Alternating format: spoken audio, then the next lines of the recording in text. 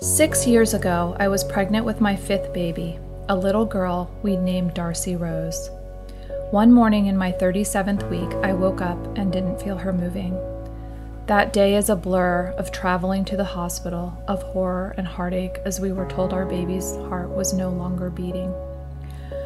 I delivered her the following day, a beautiful, perfect 6-pound baby girl who had passed away due to a knot in her cord, just a tragic accident.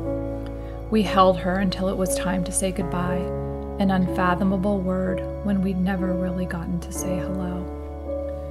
We returned home from the hospital, arms empty, to a fully decorated nursery, dozens of pink outfits hanging in the closet, tiny clothes that would never be worn, hearts filled with love for a little girl who was no longer there.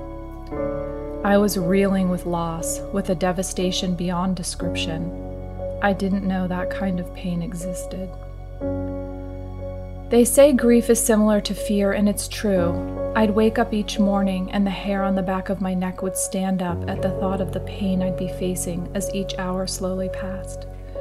I got up anyway. I faced each hour anyway. "You're very brave," my grief counselor told me, but I didn't feel brave. I just felt broken. As the months passed, I read self-help books that I hoped would minister to me, but there didn't seem to be anything to offer the type of solace I was seeking. "You write that book," a friend said, but I wasn't ready for that.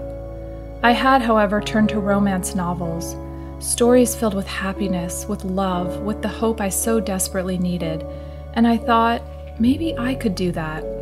And a story began forming in my mind, a story about a girl who'd been delivered a life circumstance filled with despair and heartache, but who chose to love anyway, to hope anyway. She was me, or at least she was who I was trying to be. "You write your book," my husband said, "and I'll watch the kids."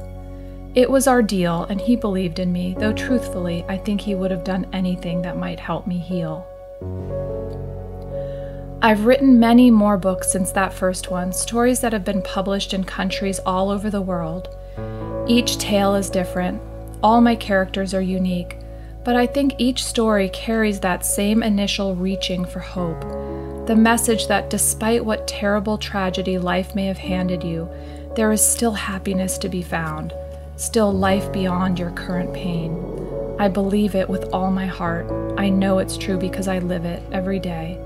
I write about pain and heartache, but mostly I write about love, because that's what I want my daughter's legacy to be, that there is hope even in the darkness, and that love always, always triumphs.